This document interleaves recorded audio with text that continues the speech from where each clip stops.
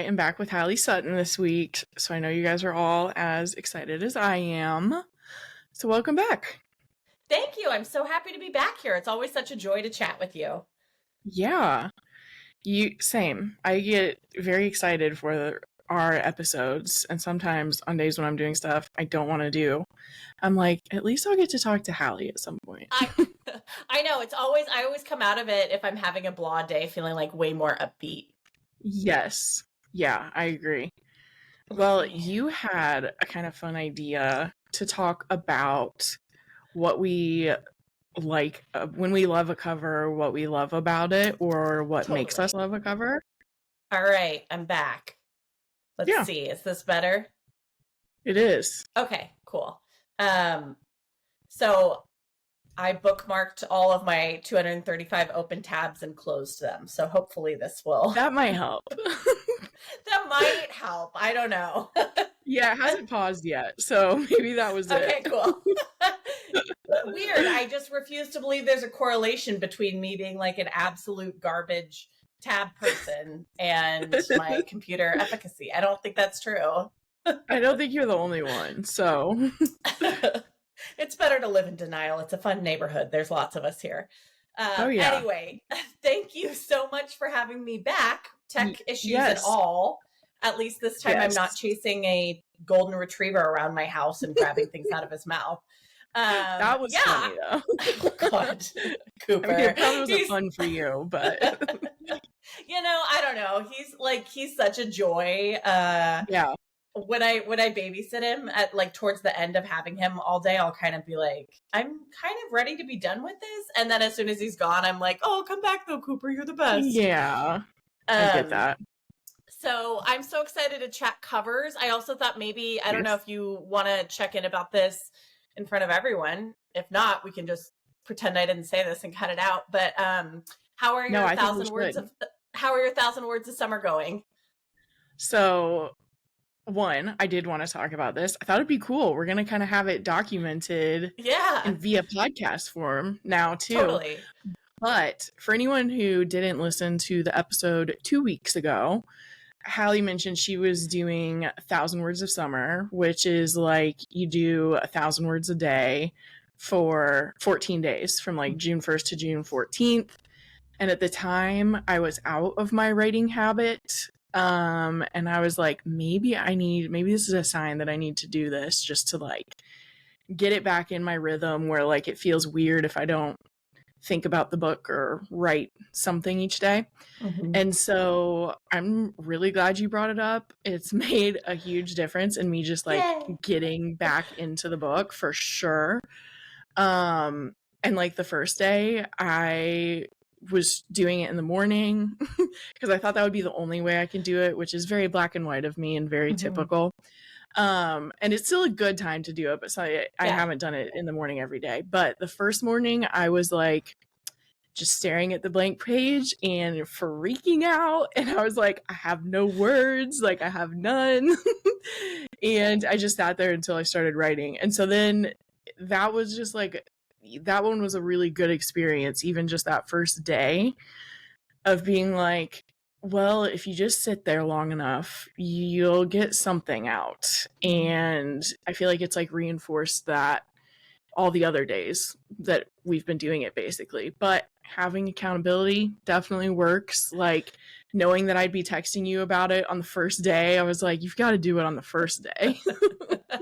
Or Halley will yell at me. Yeah, totally. So I'm just really glad you brought it up because it's been good for me. Good. I'm so glad. Yeah, I'm so glad. It's been really great to be doing it with you too. I totally agree. Accountability buddies are like where it's at. It's nice to have somebody else that you know is like waiting to hear from you. I find that like really useful. I'm having like the inverse experience you're having where I like started out super strong and was just like, boy, it's so easy. I'm just dashing stuff off. And now my brain is like, what else do we have to say? I think I'm also kind of, I'm in a weird spot with this novel where I have so much story that I've developed for the book, which I don't think is a bad thing. I'm kind of obsessed with all of it. but I kind of still am struggling with what I want the container of that story to look like. Like, whether I want it to be multi-person POV, whether I want it to be one POV with these kind of other rotating fantastical POVs, which is something I've been kicking around. I just keep kind of, my brain doesn't feel like I've totally connected with how I want to tell this story yet. And like, so I keep finding pieces to write, but it sort of feels like I'm writing into a void. I have like 60,000 words and I'm like, oh, wow. But where do they go? Do they exist in, like, are they going to stay in this iteration? What's a story? People probably don't just want my little vignettes about weird stuff about this like fantastical house in France that I've kind of developed. So it's, I don't know. So I think 1,000 Words of Summer is such a great practice, and it's so great to have an accountability buddy. And like, one of the things that's coming out of it for me is this kind of being like, I understand my story really well on one level, and then there may still be work I need to do on a different one to try to figure out, like, how do I want to tell all the story that I have here? Yes. I think so. Interestingly enough, that was kind of what was happening to me before we started this. And without giving tons away about my plot, the gist of it is that a journalist, when she was in college, a reality star killed her best friend in college. But she didn't have any proof, and she's a nobody, so she didn't feel like she could do anything about it. Then she gets the opportunity to write, like, what is I don't even know what the word is for it right now, but write like a piece on this girl or this woman, they're like in their 20s now, that she's hated for so long. And she can't decide if she wants to do it, but she decides to do it. So I had all of her backstory written, and I had like taken her through like the debate of like, am I going to do this? And then similarly, I was like, how am I going to tell the story of this reality TV family though? Because like their lore is going to be a big part of the backbone of the story. And I think when we started this, that was what I was stuck on, is like, I couldn't necessarily take my main character to their house because like I didn't know everything about them. And I was definitely getting like intimidated by like, I knew what they'd done, but I was like, but how do I like show these characters? And I was doing the same thing where I was like, do I have 2 or 3 other points of view, or what do I do? Like, I just didn't know how I wanted to do it. And then once I just started having to write, it just naturally evolved that kind of like third person omniscient worked the best to just have these like chapters that are telling the whole family story, instead of like, do I need this person to be in first person or whatever.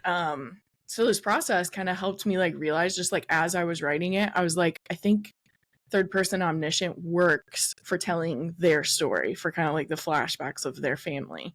So I was kind of in a similar spot going into it. That's really cool. So are those flashbacks, like, are they kind of set in scene? Is it sort of like flashbacks, like looking at different episodes of their TV show, like if they're modeled on the Kardashians? Like, that's, I think that's really cool. So it is in some way.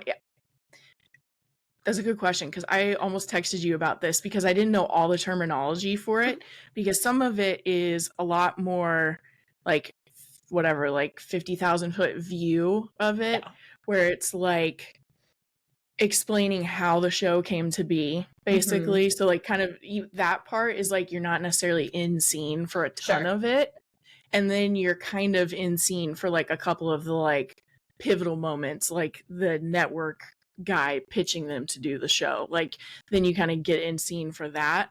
But most of what these chapters have been is like kind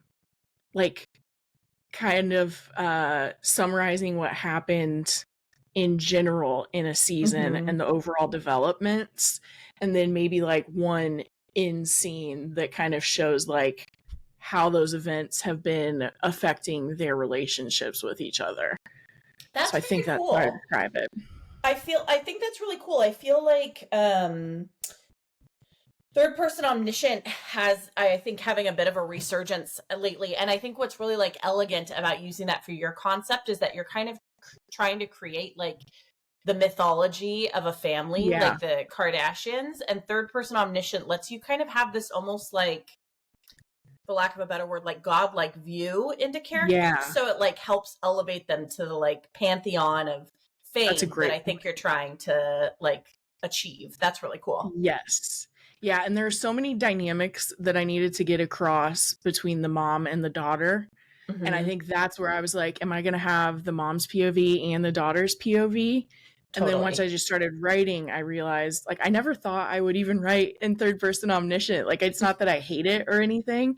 But like I gravitate the most to first person stories that are told in first person. So I just didn't know if it would happen. And like all of a sudden I was like, no, this like it helps to be able to like talk about all of the characters, talk about what the mom is doing, and talk about the daughter's reaction without having to switch POVs. Totally. Yeah, that's really cool. I like that a lot. And isn't it so interesting when suddenly you just sort of like drift into a thing? Like I think the legit most magical parts of writing, and I'm not a particularly woo-woo person, but like this happens to me a lot. I think this happens to a lot of people where you write something and you're not totally sure why. And then like as you write, it's like, that's why. It's like your subconscious knew it before you did. It's really cool. It's like a cool thing that happens. It is. It's wild. Like where I've kind of learned that, and I was kind of telling you this, but I just like assumed I would be a plotter, and it's not that I'm not. Like I have most of my like beats plotted out, but I was having those experiences where I was starting a chapter. I generally knew like what I needed to show, not tell, basically. But I didn't necessarily have like, and this is the literal thing that's going to happen to show that. And I had something happen where like I wrote a piece of dialogue and I was like, huh, that was interesting. And then later I was able to like, I found myself using it near like the end of the scene, that it like informed part of that. And I was like, whoa. So like, did my brain kind of know when I was writing that? Oh yeah, probably. Like on some weird level, you know, it's hard to know, right? Like I'm not an expert in creative neuroscience by any means, but like that that's the experience I have. Like in The Lady Upstairs, my first book, I wrote my first year in grad school, I wrote like 120 pages of it and scrapped like most of those pages except for like one particular scene, made it kind of almost uncut all the way through. Like that was one of those like little gifts your brain gives you where you just like plug into a scene and it just comes out and you're like, that's exactly how I wanted to say it, just like that. That's perfect. Very rare in my experience, very rare.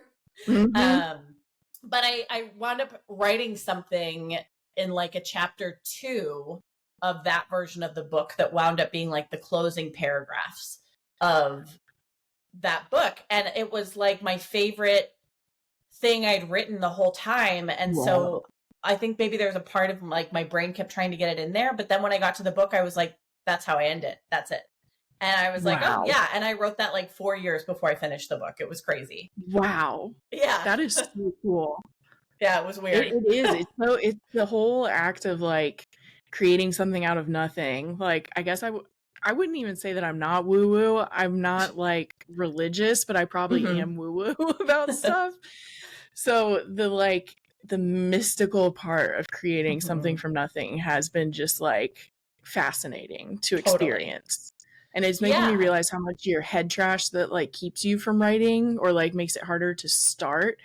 You're like, the things that are coming up, you just can't think about them or worry about them too much because like you really might surprise yourself if you just start typing, basically. And I'm like, oh, it's kind of like learning to trust yourself more, which is also an interesting theme for me. Totally. I totally agree with that. It is a lot about like learning to trust your creativity, your subconscious. I am a big believer that even if you write words you never use, they're never wasted. They're teaching you something. Or like taking you in different, maybe you had to write that to get to this other thing, you know, you kind of Mm-hmm. never know where it's going to go. I'm also a big believer, I should probably get back to this. I'm getting like stuck in my manuscript and I know what some of the answers are. One of the answers, anybody struggling, at least this is what works for me, get back to my morning pages. The first thing I should do every morning when I wake up is just write 3 pages longhand, non-stopping, can be total garbage. A lot of the time I wind up writing, I don't want to write this. How much longer do I have to sit here? How long are 3 pages? For the love of God, how long are 3 pages? But like, you just keep your hand moving and it like gets rid of that head trash and it like sort of just puts you in like a more creative mindset for the rest of the day. And then something else I'm going to try, and I'm bringing this up because I'm curious if you've ever used it. I'm going to try today the Pomodoro technique because I failed at my 1,000 words yesterday, and I'm not going to fail today. So neither of us can. We've got to. We've got to do it. Yeah. So have you used the Pomodoro technique for anything? I haven't used it, but I think I know what it is. Is it related to time? Yeah, it's like you set a timer for like 25 minutes and you have to focus on that thing for 25 minutes and then you can take a 5-minute break. Theoretically, you just keep doing it 25 minutes on, 5 minutes off. But like, I think I just need to like bribe myself into saying like, just do 25 minutes and then I know I'll wind up doing more. But I need to like tell myself, this can't be second. You have to focus on it. Just, you can do anything for 25 minutes. You know, that's, you can do it. Yeah. Yeah. So adding to your list though of things that can help, I also saw Danielle Valentine, I think I mentioned a couple times, she just gives some like great writing advice on TikTok, and she was talking about, I saw it a long time ago, I think she called it character pages, where it was like, if you are just in a rut, she's like, and you just like don't know what to do, but like you want to like stay in it and you need to stay in it, is just writing scenes of your character doing something, even if it has nothing to do with the plot, almost have no intention of like putting it in the book, but just like pick something like, how would this person like go into Starbucks and order something and sit down with someone? So then, and I wonder, I don't think she even said it, but it was making me think it kind of even takes the pressure off of like, oh, I'm writing this thing because it fits the book this way, and just kind of turns it into like, do I know this character and could I like write what this character is doing? Totally.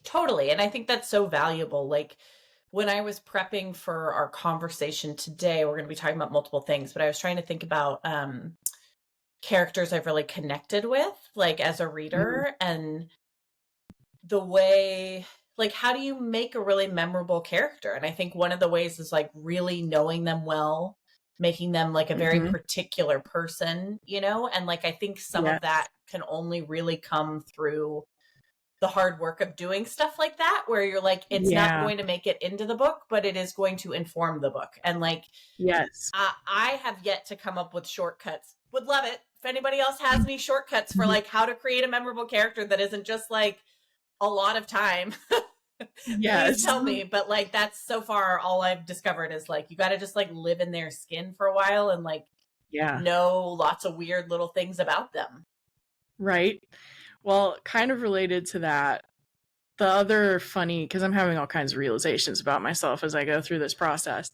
The other funny thing is my main character, not shocking, is very snarky and a little bit angry at the world and wants revenge. And I just flew through writing her. And everyone is like, I'm not trying to brag, but the people I've sent it to are like, she has such a strong voice, and like I love how she is this way. And so that was the part I was flying through. And then when I was saying I kind of got stuck with this family, the other interesting part is this is me having to write the more like vulnerable and like soft character and like sweeter and less angry. And when I was telling Tyler that, he was like, I mean, it checks out that would be the harder part for you. So I think that's also sometimes like the characters that are a little more, or that are a lot less like you, are also like, it takes more time to kind of like think through those things versus just like, I think I'm naturally a little bit snarky and distrustful like my main character. Well, I wasn't saying totally to you saying that so much, but like you're good. That's the easiest thing for me to write too, is like or like maybe even the most fun, you know, like it is really fun to write a character where you get to kind of funnel some of that stuff that you have to keep like closer to your chest to function in society as like not a monster person, you know, like your shadow side. And I love characters like that for sure. And for me, writing more vulnerable characters is hard too. Like with Salma, my second main character from the Hurricane Blonde, like she's somebody who's a lot more like openly vulnerable, I would say, than my first character. And there's like a lot more like sadness and grief there. And like that was way less fun to write than like Burn It to the Ground. Like Burn It to the Ground is so much more fun. Yes, it is. That's exactly what I was experiencing, like so much. And it's like, but you know, it'll be like worth it, because even your characters who are like Burn It to the Ground, a lot of that is that they feel a little bit invincible. It's also kind of how like anger feels better and more energizing than sadness. So anger is a little more fun to feel, even if it's that you're sad. Totally. So it's like, it's those things, but it's like even that character is going to have a vulnerable moment for them to have a character arc. So totally.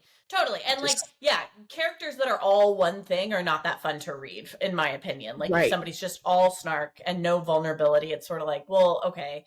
Or the opposite, like all vulnerability, no kind of like no like ability to be a little thorny. Like that to me is not that interesting as a reader either. Yes. Yeah. Well, I am so excited about that we're doing 1,000 words together, and I hope I get to read your manuscript someday soon. I would love to. Oh, you will, for sure. Good. Okay. Oh my gosh. And you know I'll read yours. Thank you. Yes, anything. As soon as I fucking figure out how to write it. Right. Same. Well, my closing thought on it, I did want to share it because it was so powerful. I don't know if you watch Hacks ever on HBO. I have watched the first 2 seasons. I haven't watched the newest season yet. The third one just came out, but I feel like I can talk about this and it's not like spoilery and would ruin it for anyone. But for anyone who hasn't watched it, the very basic gist of it is there's a woman in her late 60s. I think in the third season she's 70. Is a comic, kind of, why can't I think of Joan Rivers? Yes, a la Joan Rivers, basically.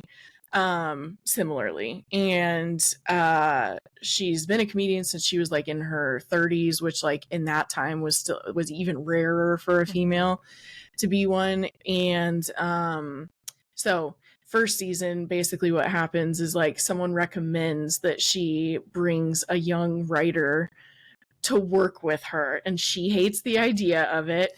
And this young writer who ends up kind of having to take the job, she has to take the job because she just got like canceled for a joke that like wasn't even that out there. So the tension is that like it shows like generational divide really well. Also, this like main character Deborah, the older woman, is like, she is a little mean. Like she does fall into unlikable character territory too. And Ava, the younger one, is just like woke and like just like doesn't think you should be mean to people. So there's just all this tension between the two of them, but they end up really respecting each other and enjoying working together is also what happens over time. And in season 3, Deborah really, really wants to there's an open late night spot. And so she really wants to get it. And she's going a little bit manic about figuring out how to do it. For all kinds of reasons. They definitely explore the like ageism, and especially how ageism is a lot stronger toward women. And so there's all kinds of reasons that it's really difficult, but she really, really wants it. And she's just basically just going 100 miles a minute about everything and just not stopping and just constantly doing stuff. And so Ava asked her at some point, she's like, why do you want it so bad? Or why are you going so hard with it now? Like, why not like take a breather on some of this stuff? And she delivers this amazing monologue that I will not do justice because I'm a writer, not an actor. um that basically she talks about how like the wonder of being young is that you have one day, like all of the one days where you're like, maybe one day I'll, in this situation, maybe one day I will write a book, or maybe one day I'm going to try this or try that. And so it's this great, I tried to find the quote before we got on and it's not in IMDb, so maybe I need to go put the quote in IMDb. But she says like, that's not what I have anymore. Like, you don't have the luxury of one day when you're older. And she was like, so everything I'm going for right now, I'm going for hard and I'm trying to get it as soon as I can. Just like, I'm getting chills talking about it, but I know, I'm very moved. This is beautiful. Yeah, seeing that while I was like going through this experience with you of like being like, no, I am gonna write for like 14 days. And even though I've never finished a book, I'm gonna act like I'm someone who could. Hell yeah. Seeing that while I was going through that experience, I was like so grateful that I am doing it, because it's like we are always getting older, like all of the unfortunate parts of that. And it's like, you do have to do the little things, sometimes even like every day, if you want to like try for those one day things. So really beautifully said, my friend. Really beautifully said. And I totally agree with you. I think that like my perspective on bravery is that it is not the absence of fear. It's like doing the thing, even though you're feeling the feelings about it. And like, I think writing a book is like a special kind of bravery, no matter who you are, like whether you're published, whether you're not published, whether you finished a book, whether you haven't, because you are like taking a big swing on a thing that's going to bring up a lot of like feelings, and it's really hard to do. And you kind of don't know what happens at the end of it. And you're just taking it on faith. And so like, I think it's so brave of you, of me, of us to be doing this and putting ourselves out there and trying this thing. And to everybody, I mean, it is not like, it's perseverance really is writing a book. Like people have different levels of talent, but like if you're the most talented writer in the world and you can't get yourself to sit down and write the book, like you're still not going to write the book.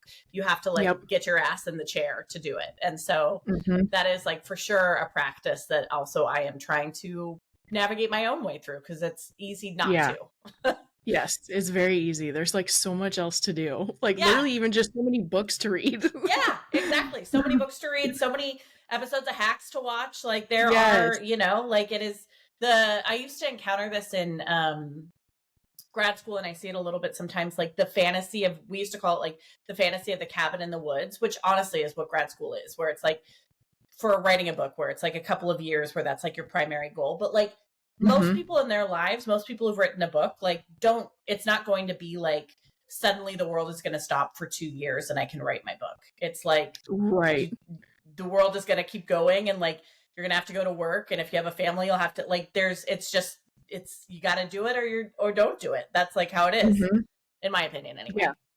Yeah. Which is not to say that any of those things are not valid. It's just like, in reality, they're not going to sit down and be quiet long enough for you to just have like uninterrupted time to write a book. Yes. Yeah. Yep. I agree. You just, you do just have to choose to do it. Yeah. Which is like horrifying. It would be so much nicer if it was just like magic. Like, you know? Yes. Well, and even like, it's been good that I ended up talking about this on the podcast, because there is a whole other like version of accountability that like, I've talked about, like, oh, I want to write a book.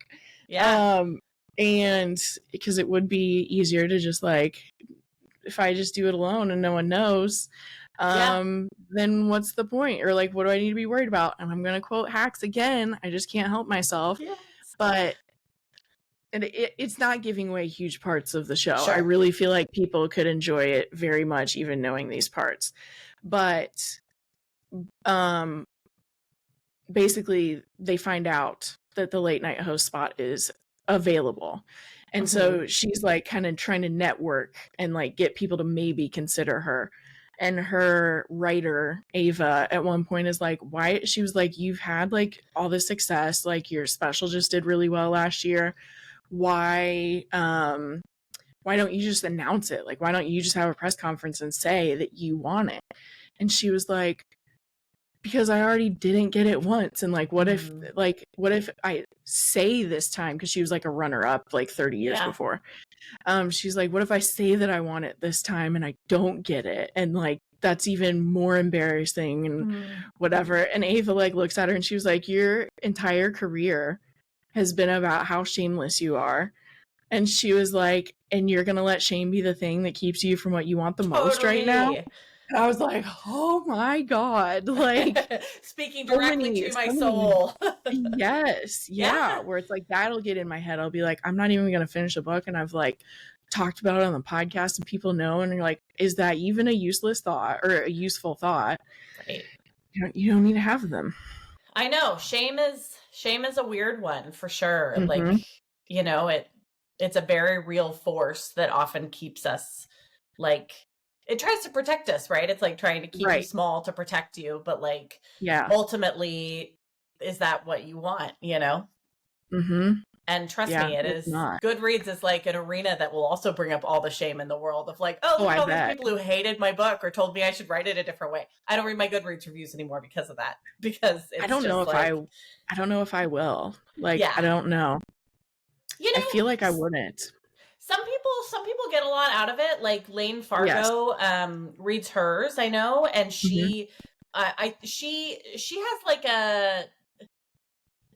an ability to sort of hold that feedback and hold it lightly. For a while, she was separately. Like doing rounds up, kind of doing rounds up of like her favorite 1-star reviews and stuff, but like. For me, I think it's not that readers don't have feedback that might be valuable, but like I can't do anything about it now. The book is out, you know? So like it's just going to make me sad. I will say though, somebody one time we're like, are we ever going to talk about covers? No one knows. Who's to say? We might keep the people on tenterhooks that's how you keep a podcast going. I think like introduce the subject and be like, are they ever going to get to it? Exactly. This is our Save the Cat arc of podcast talk. So anyway, I was going to say somebody did write in. I found this. This was very kind that nobody tagged me in this, and I was doing the monster thing and like looking through and just found it. But somebody had written a handwritten note and they stuck it in a library copy of my first book, The Lady Upstairs, which is about sex work and deals with very adult. I mean, I don't know if it's about sex work is what I should say, but it has sex worker and it deals with very adult themes and like sex scenes start pretty early. And somebody hand wrote a note and put it in a library book that was like, this is the most vile, sordid book I've ever read. I don't know why the author felt compelled to write this. For no amount of money would I have ever written this book, like, and just kind of went off on it. And actually, I fucking loved it. I thought that was like great. I was like, somebody really. Those are the compliments, actually. Totally. Somebody really hated it. I swear, every time I like post it on social media, I get people being like, BRB running to buy your book. This sounds great. And it's like, also, it just makes me laugh where I think the writer had said, like, for no amount of money would I have penned this book. And I was like, joke's on you. I wrote it for free. I didn't know if I was going to sell it, you know? Like exactly. Oh my God. Also, too, like, not to read shame, but like, they're not reading much if that was the most vile book they've ever read. I was like, I mean, we have a lot of like racism in America. Like, this is the worst thing you've ever seen. Like, yeah. Okay. Oh my gosh, that is crazy. Yeah. Oh my goodness. Yeah. I don't know if I will look or not. It's one of those things where like, there's the whole quote that like, I don't even know if it's a quote. Dax Shepard talked about it on a podcast years ago and it never left my mind. That if you can see like 99 positive comments and one negative one and the negative one sticks with you, it's because that was the one that you believed. And I was like, kind of the whole part where you also have to take ownership that like, if you completely didn't believe that that person was correct about your experience writing the book or whatever, you wouldn't let it stick in your head. So sometimes I'm like, I just need to remember that. And I'm like, I don't know. I think it would still hurt to read a like 2-star review. Totally. I mean, everybody's different, you know? So like, you'll find that balance for yourself when your book is up on Goodreads and people are, rating it, but like, and I don't know that it's something I would have guessed from the beginning, but yeah, I kind of have a strict no reads policy of that. Like, everybody's entitled to their opinion and I don't necessarily have to ingest it, but like, yes, Goodreads is for readers is like my strong core belief. I know. Yeah. I think you're right. Yeah. We'll see how I feel. Now we can maybe talk about covers. Perfect. We'll finally get there. Yes. Yeah. So I loved the idea of it because I do just get excited about covers. Oh yeah. And we talked about, obviously a lot of you are listening on audio, but we'll be descriptive, and the links are always in the show notes too. So I'll put links to everything if you want to see the covers. And also, it'll be on YouTube where you could literally see it. But yes. I still think we can talk about what we like, and I think it'll still appeal over audio. Mm-hmm. I think so too. Yeah. We ummed in unison. I know. We're really in sync here. Do you want to go first or should I? I'll go first. Okay. I think, in no shocker to anyone, if you've ever seen me on a podcast or seen the color scheme I post with, anything that has purple and pink really is just gonna catch my attention most of the time anyway. But I even have, so like, I'm a digital reader. Ooh. But I did fill my shelves so that I could have the aesthetic. But Amina Akhtar's Almost Surely Dead, it has like purple and pink and red. But like, visually, what I really like about this one too is you can kind of see this like shadowing. There's a girl who's kind of like jumped up in midair with her like arms and legs behind her, which sounds weird to say. But then there's this kind of like shadowy glitch of her body, basically. I don't know how to describe it. You guys can look at it, or you've heard me talk about it so much that you know what it looks like. But this one is so cool. The other thing is, like, this one has a is it ghostly or is it not question to it the whole time. So I also feel like it's a cover where like it's really showing the like vibe and the main question really well. But the other cool thing about this book was then if you take I'm trying to get it to catch it. There we go. If you take the dust jacket off, on the actual hardcover, they put like gilded the image of the girl's body like that, like falling on the book. So cool. So that was just a really cool detail, and literally the book is purple and then pink when you open it up. So of course I was going to love it. I love that. And I actually haven't read that book of Amina's yet. I've read her 2 other ones, but I'm excited to read it. I heard her talk about it at the LA Times Festival of Books this year. And like, she's so great. Like, she's such a great writer. And then just like as a person is also awesome. Yes. Too. Yeah. I love her. She's so cool. She's super cool. Okay, so you were super smart and brought out piles of the books, and I don't know where my brain was, but I'm just going to talk about them. Yeah. Is that okay? I just normally can't, so it was just random that I even did. Okay. So maybe we can throw up pictures on YouTube or something if people need it. But the first one that I was going to mention is Stone Cold Fox by Rachel Kohler Croft. And it's a woman's face in profile, and she's kind of like blowing on her fingers like they're a gun, and the fingers have all these cool rings on them. And it's such a unique color scheme for a thriller, where it's kind of this like beige with this acid green font over it. And the beige is really interesting because it kind of looks like money. Like, this whole woman looks money. She's got these almond nails. She's got this like cool ringscape happening. She like looks like cool New York girl, which, when you know what the book is about, which is about this woman who's kind of like trying to infiltrate the wealthy and marry rich, and then the acid green that kind of is like a more modern twist on like, it's really striking to me. And it's funny because like I'm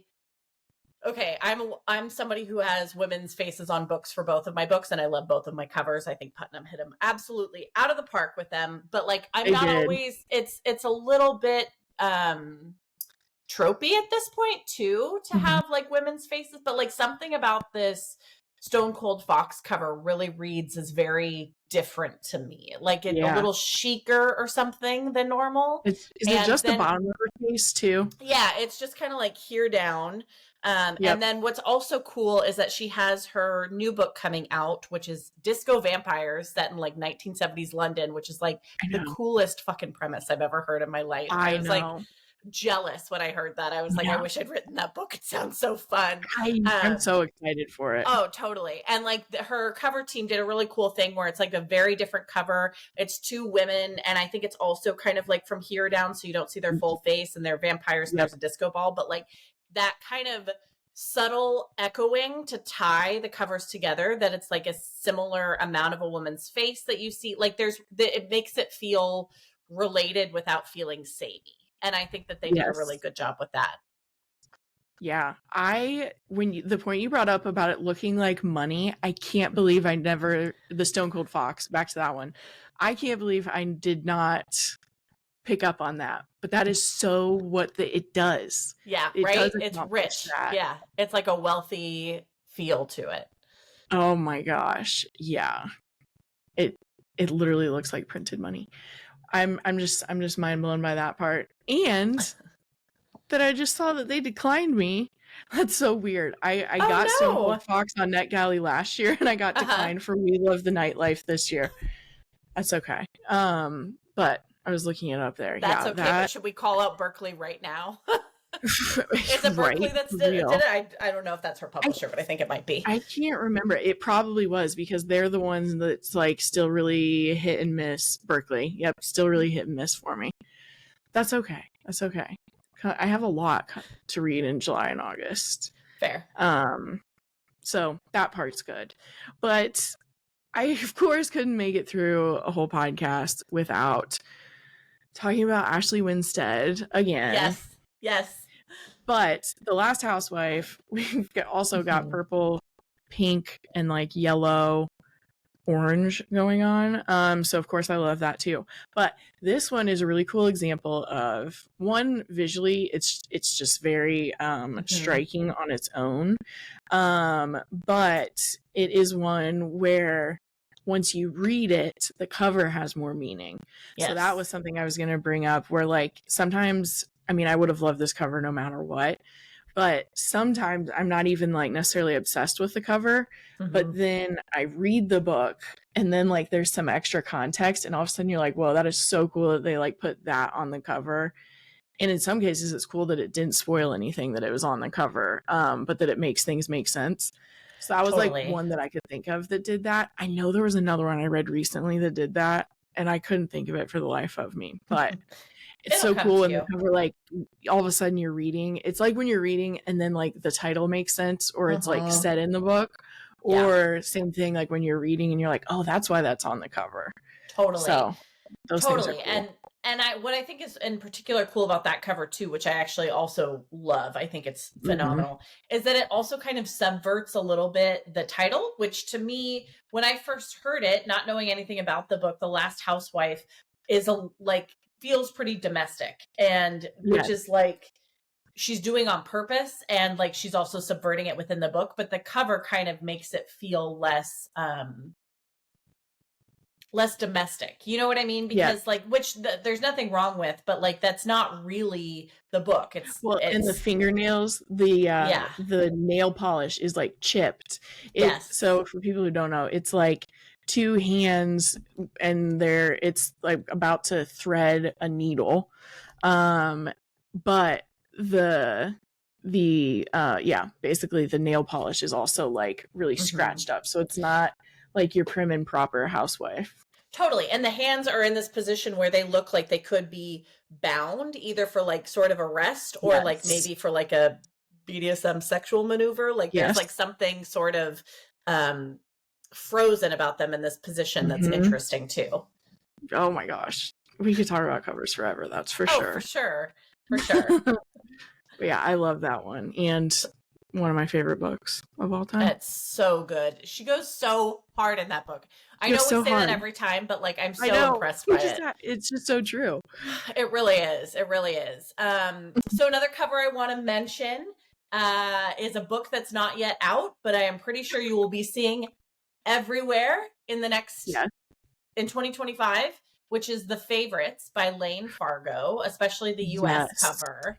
And it's just gorgeous. It's these two figure skaters, which if you don't know about the book, which you should know about the book, it's great. It's a retelling of Wuthering Ice told through the story of these two kind of infamous ice dancers. And it's just like a book that only Lane could have written. And it's big. It's like 700 pages. It's beautiful. It's really? Just so it's even like Wuthering Heights pages, but it's really it's long. It might be wrong on that. It might like the actual like what it winds up in page count might be different, but like it's a chonker. It's a chonky book. Nice. And it's just it's got this kind of like classic timeless feel to it. It feels kind of erotic. If you notice, there's like some light scratches kind of on it, which are like the blade scratches on the ice, sort of like, so it looks like you're kind of seeing it hazily. It's got these kind of gold flecks to it that are like a gold medal. It's just like a stunner. And I think you're going to be seeing it everywhere next year. I know. It is beautiful. I feel like what I was just thinking about, I feel like she did a post where she talked about like what she told them she wanted it to be. Yes. And then I'm just going to look. Yeah, and I've seen like so many iterations of this cover, like stuff that she shared with us, the different like, and it's so good. Yeah, so she says, I gasped out loud when I first saw this image. I wanted a cover with both grit and glam, capturing childhood sweethearts turned skating partners, Katarina and Heath's passionate intensity and competitive edge. And wow, did champion designer Rachel Ake deliver. But it does. It even like you can kind of tell how like you feel like you can feel how close they are too. Mm-hmm. It's great. Yeah, it's a great one. Oh, I can't wait to read it. Yeah. 464 pages. Okay, for anyone so not 700, but for anyone who was wondering. Yeah. Oh, I can't wait to read it. I have it on NetGalley already, and it's one where like because it comes out, is it January? January of 2025. Sometimes like I don't want to request ones that are that far into the future just to like keep my numbers on my shelf down because then you get accepted for more. But this one I was like, no, I have to request at the beginning because like I don't want to like lose out when they like hit their quota number for it. So it's waiting for me to read. Yeah. Well, you're in for a treat. Oh, there you are. Did the internet go? Oh, okay. You just froze for like 3 seconds, I think. But yeah, I'm super excited to read that one. This was kind of the last one. I don't know how many covered ones you had, but I loved The Lies I Tell. So, also they're still purple and blue. I think I love it. You really have like a very specific aesthetic, and I'm here for it. I do. But when you were talking about the faces on books happening so much, the kind of cool thing about this one is you have like the top half of one woman's face on the left side in the top, and then you have just the bottom half of another woman's face on the bottom half off to the side. And it is like it's a book that is about, it's very cat and mouse and like who's conning who and how. So the vibes of the cover just like fit so much for that kind of a story. So I always loved that about this. But this was also the inspo for our podcast art when we were killing the tea. So we had like half of our faces, but we did it on either side. But like I also know how much I love purple and blue. So like even that was included in it. So the kind of cool thing was our podcast art was inspired by this book for a little bit. I love that. I love that. That's really cool. But yeah, clearly a color will reel me in. I still will read a book with yellow and whatever, but I did just talk all about purple and blue. And no, pink. but I get it. Like certain things catch your eye. Like I was noticing weirdly, it's not necessarily my favorite color, but like that kind of acid green, like I mentioned in Stone Cold Fox. I think it's maybe because you don't see it as often, although I think it's kind of getting more common. It really catches my eye. Like I noticed that on the cover of My Sister the Serial Killer by Lincoln Braithwaite. Like there's something about it that is just like a little bit different to me and like arresting in a certain way. So I'll pick up a book. So I have others I could talk about, but on some level it is my life's mission to talk about the book The Force of Such Beauty by Barbara Borland as often in my life as I can.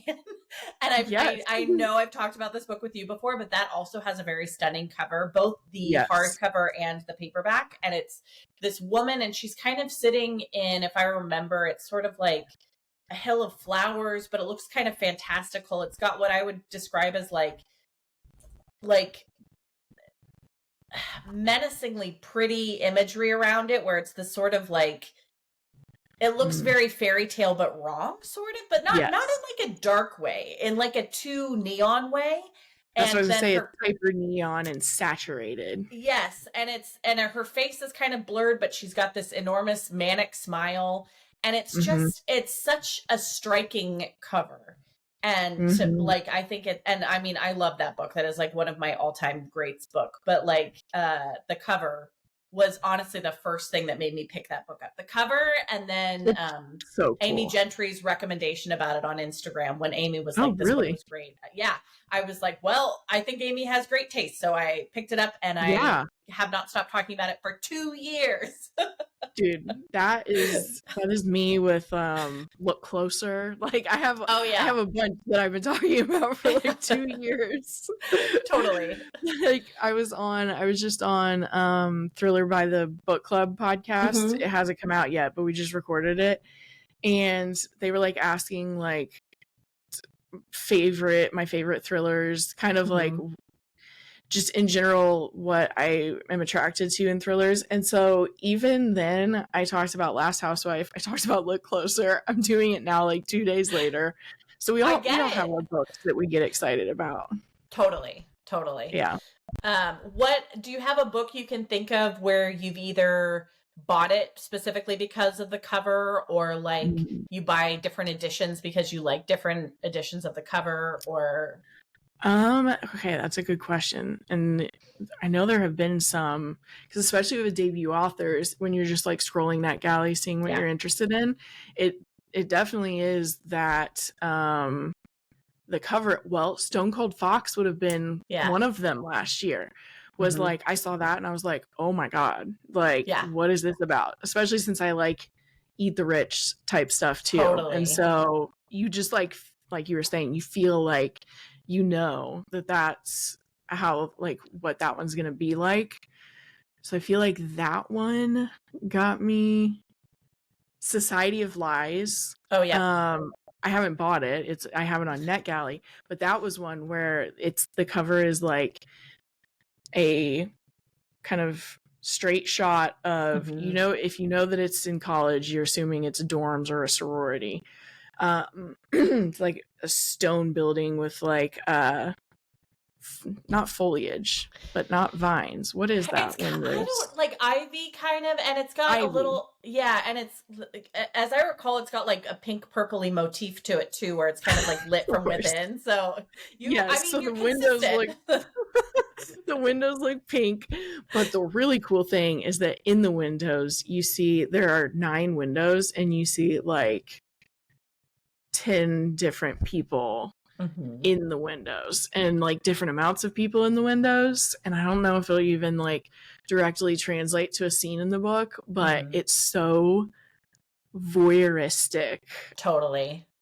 And it's like, and you know that there were all these secrets, as is common with why can't I think of it when it's on campus? No, when it's on a college academia. Campus. Dark Academia. There we go. Dark Academia. It just has like peak Dark Academia vibes that you're just like watching what crazy young probably horny freshmen are doing in college, and all the trouble that will come with it. So yeah, that one, like, I saw it come on NetGalley and I was like, I have to figure out what this is about. Yeah, that's a great one. And it's a great cover, great book coming out this summer. And I actually think I have an author interview coming out with her in my author newsletter this month. So that's exciting. Yeah. I'm excited to read that one. Yeah. The craziest thing I've done for a cover lately was earlier this year when I guess I was like, money is no object. I bought the new Kelly Link book. Who Kelly Link is like one of my all-time great writers. This is her first novel. Everything else has been short story collections. They are genius. If I could pick my writer brain to work in any particular way, it would work like Kelly Link's. Like, that's truly nice. I mean it. But so it's got a great cover in the US, but I was obsessed with the UK cover. So I bought an imported version of the UK cover and spent like €15 extra to have it shipped to my house because I was like, no, I want this one. Is this the Book of Love? Yes. So is it the more like the one with like the sky and the lighthouse maybe? The US one is red and looks like it's got like phases of the moon on it. Yep. And then the UK one is sort of like, I think we're talking about the same one. Let me see. Sorry, I'm just looking it up to make sure. It's really like, I was like, what's money? I want this. It's the best book ever. It's Kelly Link. It's kind of like it starts kind of purpley and winds up kind of orange at the bottom with this like sea and a tiger walking by. And the cover itself has this kind of like metal foil details on it. And I was that's just like, cool. If you're going to do it, do it. Yeah. So I bought it. I mean, you just have to on some stuff.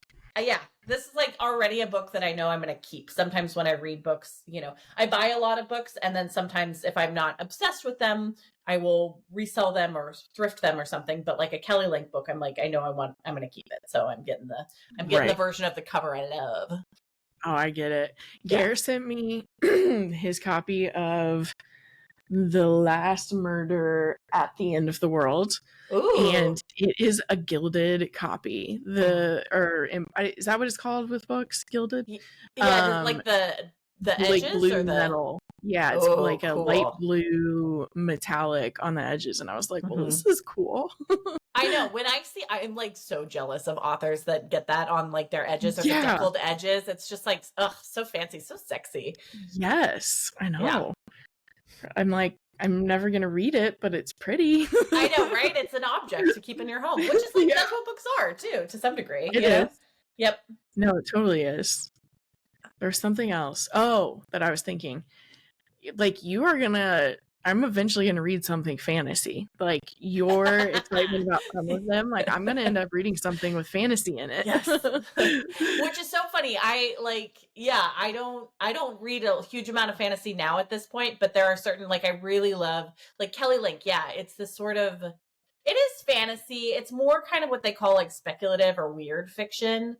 Okay. But she's it says magical realism too. Yeah. She's so great. She's just like, I don't know, man. I don't know how her brain does what it does. Yeah.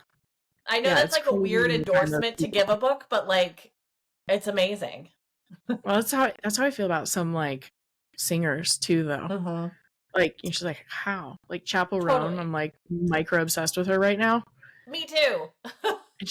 I'm just like, man, like, I think it's also because like I can't even comprehend making music like at all. Same. And so like all the little details in all of her songs, I'm just like, wow, someone's brain just like thought of that.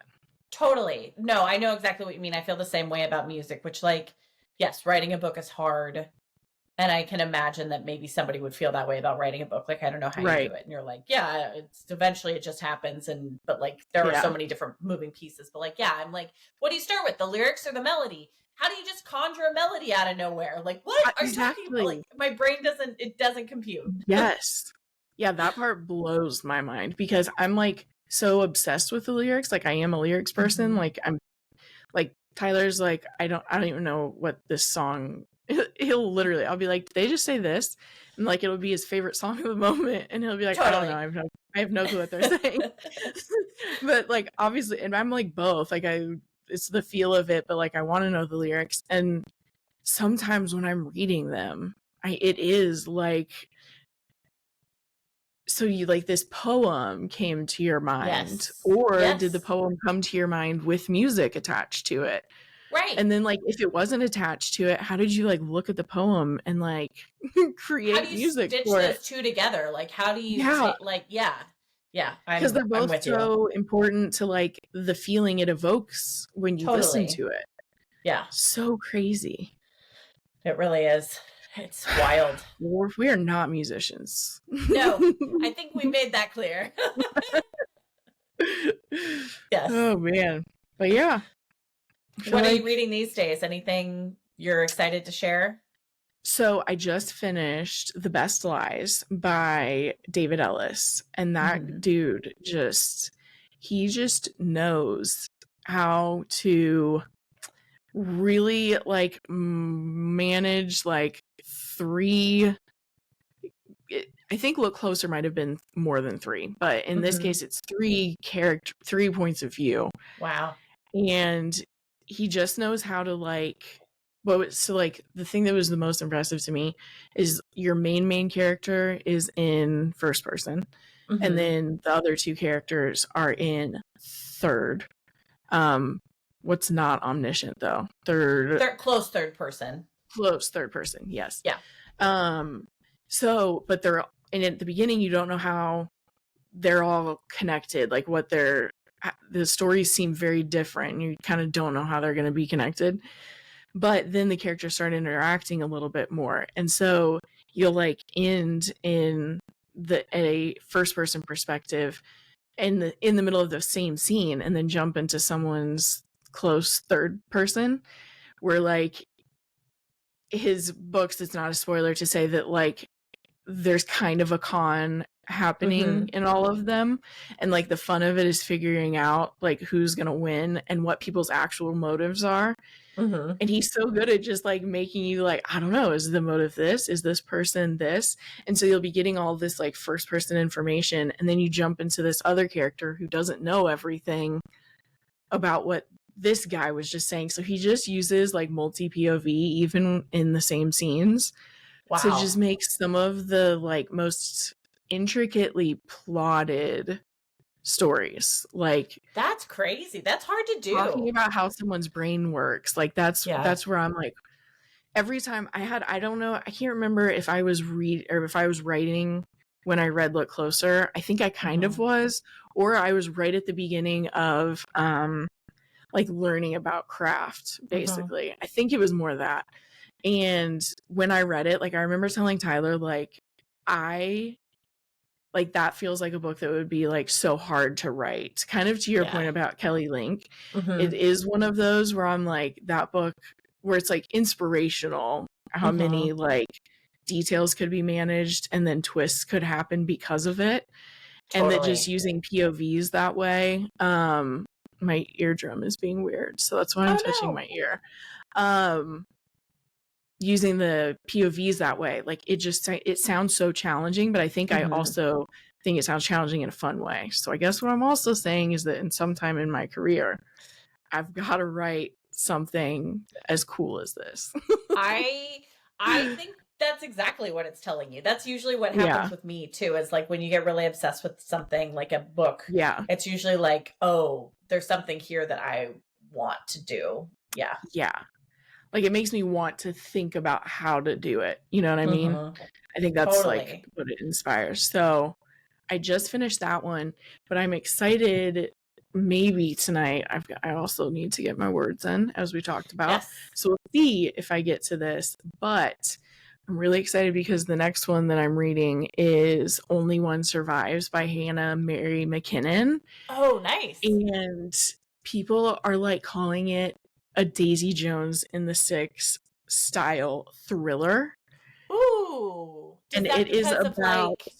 Is it like the way that it's told, the way that it's like through multiple... I don't think so. I read like a prologue. And and that wasn't that way, but I was reading an article. But the prologue is all that I've read. I think so. I'll just read the synopsis for this one and then tell you what I think. All drummer Vienna Taylor ever wanted was to make music. If that came with fame, she'd take it, as long as her best friend, guitarist Madison Pierce, was sharing the spotlight and singing lead. And with their new all-female pop rock band gaining traction, soon everyone would hear their songs. Except on the way to an event, the Bittersweet's van careened off an icy mountain road during a blizzard, leaving one member dead and another severely injured. In order to survive the frigid night, the rest took shelter in a nearby abandoned cabin, but Vienna's dreams devolved into a terrifying nightmare as one by one her fellow band members met a gruesome end, and Madison simply vanished into the night. What really happened to Bittersweet? Did Vienna's closest friend finally decide to take center stage on her own terms? She doesn't want to believe it, but guilty people run. Oh, that sounds great. And the vibe creepy. I'm getting is that I think there's going to be like a lot of the backstory of like their band becoming a band. So I'm getting the vibe that it's kind of like the complex relationships. Part of Daisy Jones and the Six, and then clearly a thriller plot. Yeah, which sounds I'm great. Excited. That sounds totally. Ooh, exciting. Yeah. Are you reading anything? Yeah, I'm reading The Bad Ones by Melissa Albert, which is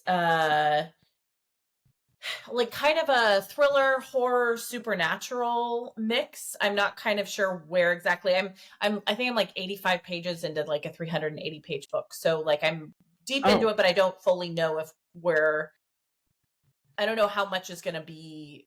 I don't know where like those percentages are going to fall. You know what I mean? Like how supernatural, how horror versus, because all of those kind of can live in the same sandbox. And it's about, there's this town, these two best friends who have been estranged. And one night, 5 people in the town all go missing. And you see that in a prologue, and you see that like they've basically been taken by a girl who seems very otherworldly. And, our narrator is the best friend of one of the girls who went missing. And so she's kind of trying to figure out what's happened. She thinks she's getting clues now that it might be connected to this, like, basically like a Bloody Mary type game that they used to play as kids, but it was like about the like local goddess who was like a young girl who died in a fire and then kind of became like some sort of like vengeful ghost, maybe, is what I'm thinking. And so so that's where we're at. So I'm curious to see exactly where it goes, but I'm very much enjoying it so far. That sounds interesting. Yeah. Vengeful ghost. I mean, you had me at vengeful, basically. I know, right? Love a vengeful ghost. I'm like, I don't know, do I like ghosts? And you're like vengeful, and I'm like, maybe I like ghosts. Nobody wants like a chill ghost. You want, a ghost with a mission. Yes. Yeah, you do. You really do. Have you watched anything recently? We talked about it like 2 weeks ago, I think. Yes. So, I think we talked about at the time, I think I mentioned The Jinx that I was watching, but lately I've been watching a French show called Zone Blanche, but it translates to Black Spot in I was gonna say in American, which is like, okay, Hallie, have a little bit more coffee, something's not clicking in English. Although what they're really trying to get at is like dead zone. So I think like the terminology for that in French is Zone Blanche, and then they're translating that bizarrely into Black Spot, but it really is more kind of like dead zone. So it's about this. They did a literal translation, a little translation, except that Zone Blanche means white zone, so Black Spot as a translation doesn't matter. Yeah, it's like, it's very odd, but whatever. I suppose Netflix didn't ask me to translate it. No, clearly. And so it's kind of like a Twin Peaks meets sort of like a little bit more supernatural. It's this like little tiny town that's like right on the edge of this forest, and the forest has kind of like mythological feelings to it, but it's also mythological kind of like history, and you kind of don't know, is there something supernatural in the forest? Is it like this is it just that like forests have this atmosphere of being like fairy taleistic, or is like there actually something supernatural happening there? And so it's this little town that has like 6 times the national murder rate. And so they're like, what's going on? So something has like curdled this town. And so each week it's kind of a procedural where a crime starts it, and then it's the people trying to solve it. But then there's also this kind of overarching story of like what's going on in this town, that that all of these things keep kind of being drawn to this place, like bad things like continually happen there and are drawn there. And it's in French, so I'm practicing my French. Wow. The book that I'm working on is set in the French like forest, and so I'm kind of also trying to use it for like a vibe check. And then I'm also just really enjoying the show. It's great. That's cool. Yeah. You have like, you always have the coolest answers. You're like, oh, this French show. Oh, oui, bien sûr. What about you? What are you watching? Besides Hacks, obviously. I was going to say, we all know I've been watching Hacks. And since I read so much still as well, I'm not watching a ton else. But when I was basically when I'm doing editing work where I can have something on in the background where like audio isn't involved in the editing, I finished The Valley, which is a reality TV show on Bravo, but it is insane. Oh yeah. Like, it's not even, I can't even claim it as research because this isn't even like the type of reality show I'm developing in my book. It's but research. It is messy. It is so messy for a first season of a show. Oh, I think I know which one this is, right? These were people maybe who were on Vanderpump Rules or something. Yes. And then it's like their marriage and they opened a bar together, but like now they're divorced or something. Yes. Like Yep. That's all. Yes. Basically, it was a 12 episode season. So like not even super long. Yeah. And like the opinion amongst like all Bravo watchers, like it's something that has unified people. Like I have not heard a single person talk about the show and say like, it's okay. Like everyone is like, how did they do this many reality, like memeable, iconic moments in just 12 episodes? Like everyone's mind is blown by this show. But it's about 4 couples. Okay. I think 4 couples, and then a couple other friends who are single, who all live in the valley. So like, but they all have kids. So the idea was like, oh, this is like Vanderpump Rules, but with kids. Yeah. But only Jackson, Brittany, and Kristen Doty are from Vanderpump. The rest are new people. But like, we start off with 4 couples, and to your question about like the relationship you were just describing, 2 couples are divorced by the end of the first season. 2. It's almost like going on reality TV show is like not healthy for relationships. It's so weird. I think what it is if you haven't looked at the unhealthy parts of your relationship, it gets apparent really quickly. Yeah. So like if you didn't go into it with like some solid ground, like it's gonna speed up the demise. Yeah. Sounds like you're right. It is wild though. Like some of the stuff that happens, like you even kind of, if you're pretty empathetic, feeling bad for like enjoying it because you're like, it's nothing totally dark. You're just like, but this is also people's lives. Totally. It's but they're popping off at each other about dumb stuff sometimes. Which is like, I feel like that tension constantly in reality TV shows where it like, it's this weird thing of like, they're inviting us to kind of like, be very voyeuristic and like maybe not our best selves in like certain stuff, but then also like they're real people. It's such a weird thing, and it's delicious, and that's why we love it. But like it is this strange tension of stuff for sure, where you're like, oh, that was somebody's actual marriage, they have kids, like their kids are gonna see this one day, but also the kid is like 1-year-old. Like I don't know, it's so odd. It's rough. And then there's and it's mainly the couple you were talking about. Jax he's another one where like everyone agrees that he's good reality TV. Sure. Most people also agree that he's a pretty terrible person. Well, I think those two go hand in hand, you know? I like... know. I know. And I've never really watched Vanderpump Rules, and even I know Jax was like not a good bet for like a boyfriend / partner. Not even a little bit. And there's like, this is the empathetic part. Then you're like, this poor woman who did marry him, and all of us were like, why did you marry him? And like, he cheated on you so many times before you even got married. Like, and then he's treated her so poorly, like very demeaning, very controlling. We even see it in the season.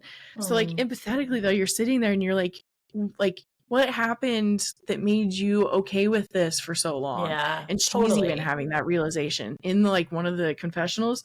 She's like, how the hell did I stay with him for so long? Like, what was happening with me? So then there's that part where you're like, man, totally. you like that's an really intense... sad for the person who thought that was love, kind of. Yeah, totally.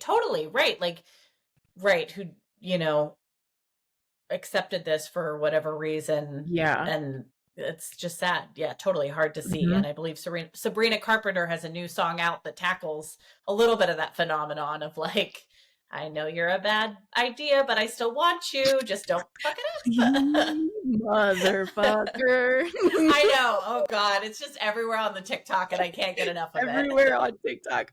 I'll just be sitting here editing and I'm like, don't embarrass me, motherfucker. Me too. And I'm like watching that music video like 3 or 4 times a day, just gotta say it again. I know. Oh my God. I know. I texted Gare like the morning it came out and I was like, Sabrina Carpenter's new music video. I just sent a hot emoji. Iconic. Yeah. So good. Iconic. I know. So good. And like, don't embarrass me. And you're going to be in the music video. Oh, I know. While I tell you, don't embarrass me. It's such a power play and like kind of admitting to her fans of like, yes, I understand you all have concerns about me dating this guy who has like a 2-year-old son and, you know, but like, I want him. And also like, if he fucks up, I've very publicly said it's on him. Yes. Just like, amazing. She's like, not my problem. Exactly. It's amazing. I'm really hyper fixated on her and Chaperone lately. Same, which is like all TikTok is serving me too. Yes. Yeah. Well, it's that same, the other thing I thought was interesting about Please, Please, Please is also Taylor's song, But Daddy, I Love Him is a work of art. Like I am so impressed by that song. Like it's like still, it's not even one that like I'm going to listen to all the time necessarily, but it's like, I remember really reading the lyrics and like listening to it over time. And it's that same amazing thing that like women in pop right now do feel okay being like, I can make my decisions and they're just my decisions. And like there's just so much to it. Like her lines about the one that's even like I'll tell you something about my good name, it's mine alone to disgrace. Like totally so empowering that women are just like, I don't care about your guys' opinion, and even if he leaves me, that's on me. Like it's finding such a cool attitude. Like, push back on toxic fandom while also acknowledging like sort of the commentary that's happening for sure. And like what was I gonna say? There's something else about I don't remember where I read this, but some cultural commentary about Taylor Swift that was talking about how she's the best artist working today at like mythologizing her experiences, like taking them and turning them into like this, not just works of art, but sort of like an epic journey, like almost like the Odyssey or something. And like, we're along for the ride. And like, I think that's really interesting to think about. And I don't know why that tickles my artist brain in an interesting way, but it really does. Me too. Yeah. Me too. It fascinates me how she's done that. I think I read that same article because I read something that was pointing that out and then was also pointing out how she felt like her ability to tell her story got so taken away from her through the whole edited fake videos with like Kim and Kanye. Like there's also other media stuff that made her feel that way, but I feel like that's such a big example where like someone just fakes something and you feel like you don't get to tell your story anymore. So I was reading an article that talked about how like then you see like almost that's then when she really, I mean, Reputation comes out.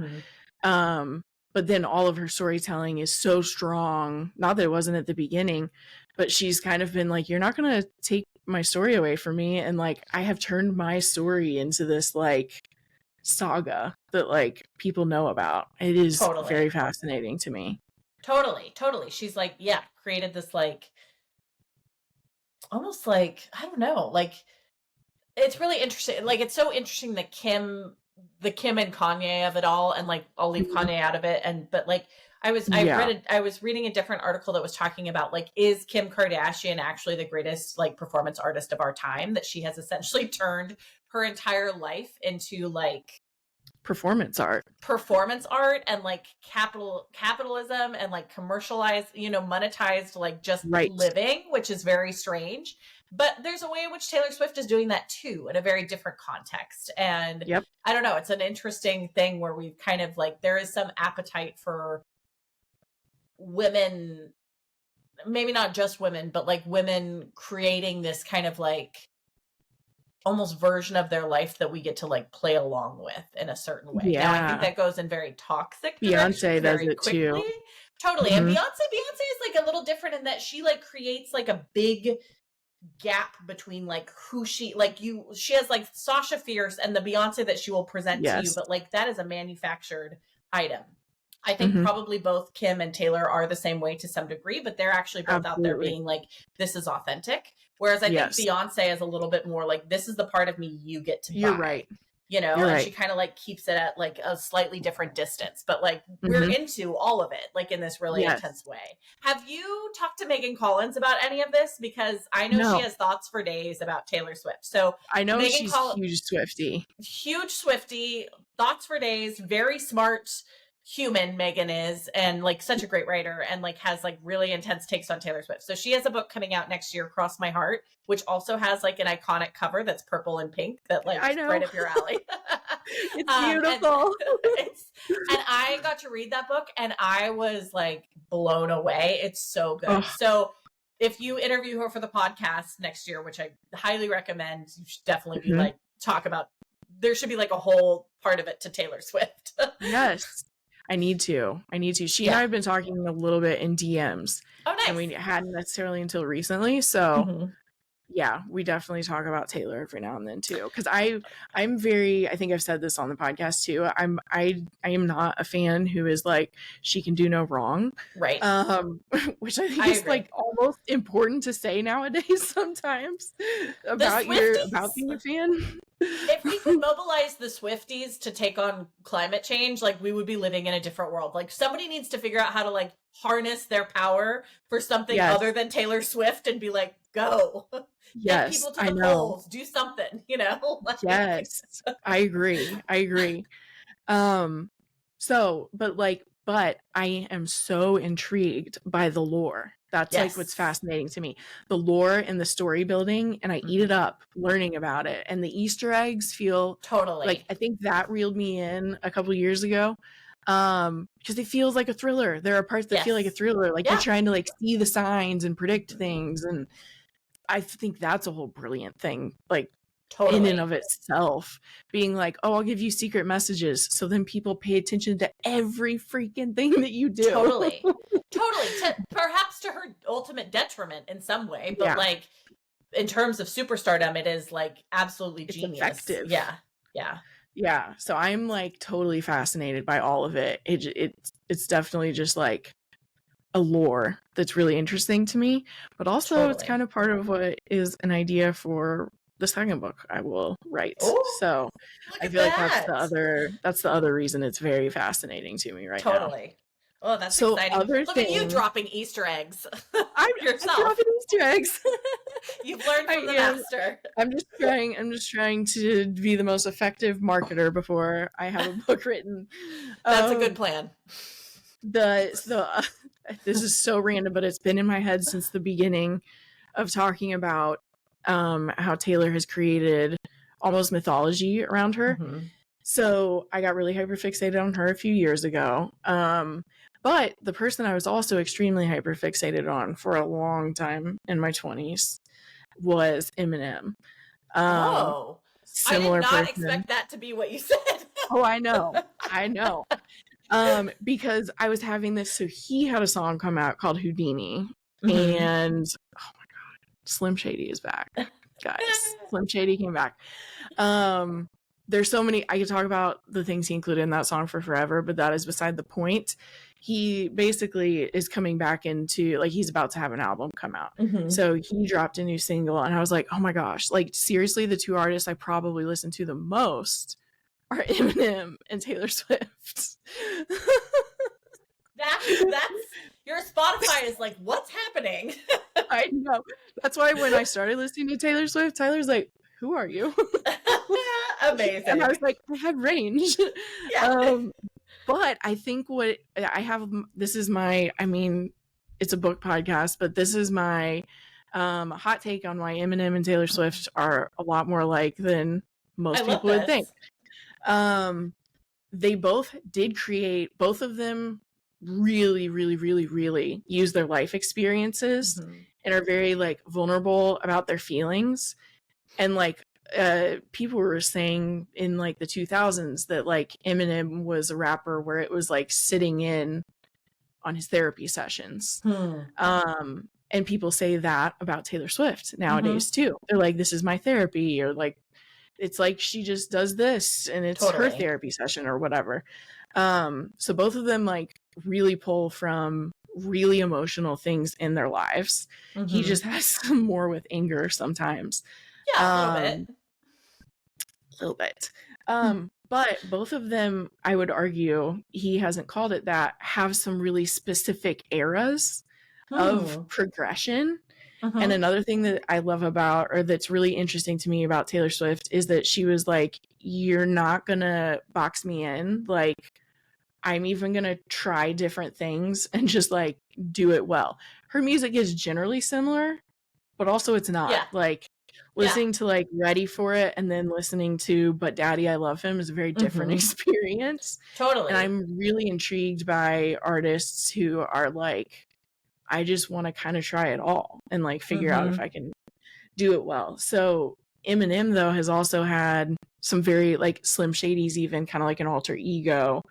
And so this music video that came out, Houdini, has like the idea of this song is that Marshall Mathers is trying to keep Slim Shady from getting him canceled is the like tension of the song.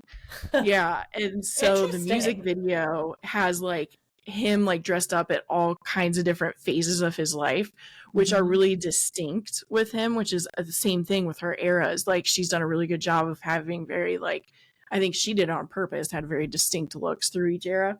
His was kind of like he just went through so much and changed so much over time. Yeah. But like now he's just like wearing a certain outfit in this video and you like feel like it's like that he's like the 1995 version of himself. So when I was watching the music video, I was like, this is like the Look What You Made Me Do music video. She also has like different versions of herself in music videos. So they're both artists that also like examine their artist selves as well, and they've always kind of been that way. And I was like, damn, that's probably why I get obsessed with both of them. Yeah, that makes sense. Understand the like artistic like the tension between like the artistic construct of you versus like the authentic you. And I think there always has to be both, right? Like, yeah, because we're always constructing different versions of ourselves, like even normal people, where it's like you're not the same person you are like at work as you are with your friends, is like, you know what I mean? Like all the different kind of like masks you wear, but it must be such a like disorienting thing to have that gap be wider and to have like a billion people on the planet be like, I'm obsessed with this version of you. And you're like, but I'm also over here, you know? Yes. Yeah. Yeah. Yeah. Especially his, because and then he has like a recovery arc. Right. Basically. Totally. So it's like there were just lots of changes. Yeah. That's just what I've been thinking about Taylor Swift and Eminem when I walk my dogs in the morning. I legit think you should pitch that as an article somewhere. I was like, it feels like a clickbaity, not in a bad way. It feels like a clickbaity article. Totally. And I feel like I could probably find some more.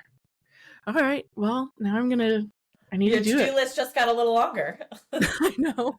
I'll be like, I wrote 1,000 words about Taylor and Eminem. I mean, that would count. That would totally count. Well, yeah. Probably the whole gamut. Books, TV, music. I know. We really did. Writing. Yeah.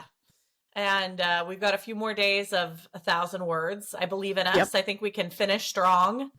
I think we can do it. We can do it. Yes. We can.